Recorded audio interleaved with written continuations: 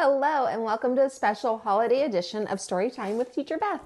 I'm Teacher Beth. Today we'll be reading The Gingerbread Pirates, written by Kristen Cloudstrup, illustrated by Matt Tapers. If you have this story and you'd like to read along, go ahead and grab it now.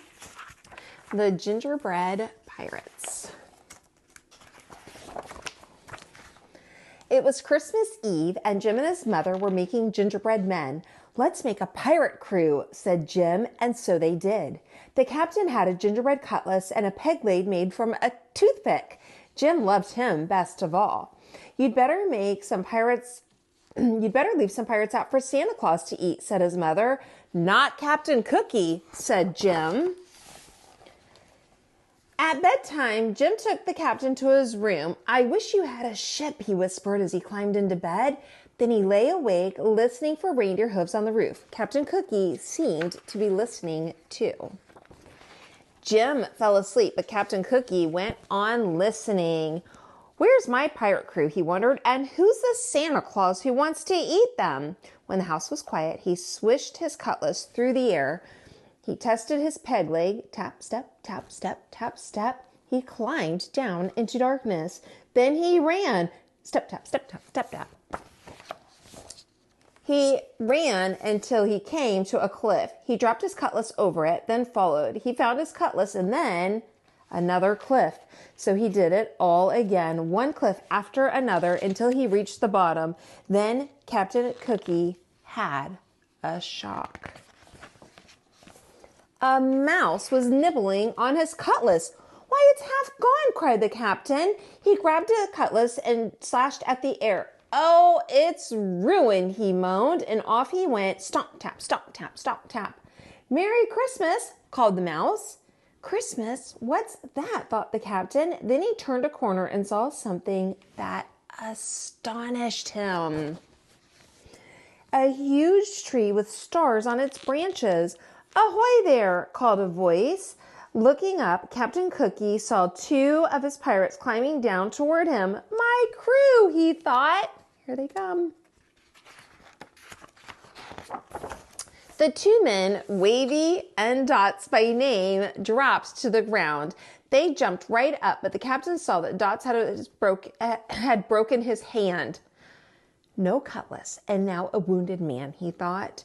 Just then there was a thump and a scrape. A black cloud puffed toward them. "Run!" shouted the captain. They ran until they had to stop for breath. "Who is that?" asked Dots. "Must be that cannibal Santa Claus," said Captain Cookie. "We've got to get out of here before he eats us." "Where's the rest of the crew?" "Up on that cliff, I think," said Wavy. "Start climbing, men," said the captain. Up they went. "They're in jail," cried Dots. "Save us!" cried the pirates. Wavy and Dots kicked at the prison walls. They tried in vain to move the roof. "What about rope and pulley from the ship?" said Wavy.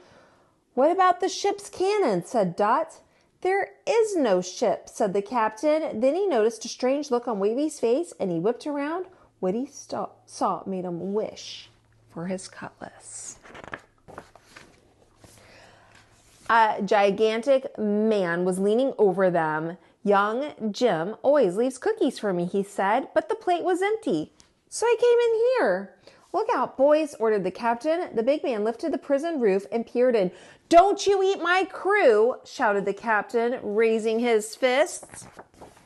The big man blinked. "This is your crew?" he said. "Yes," said the captain. "And who are you?"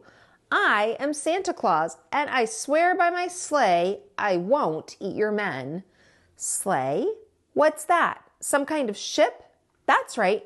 Swears by a ship. Can't be all that bad," thought the captain. Still, he was suspicious. "What are you doing here?" he asked. "Why, it's Christmas." "Christmas," said Captain Cookie. "I wish somebody would tell me what that is." Santa Claus laughed. "Follow me," he said. "I'll show you a bit of Christmas." Back beside the starlit tree, the pirates watched as Santa Claus reached into an enormous bag.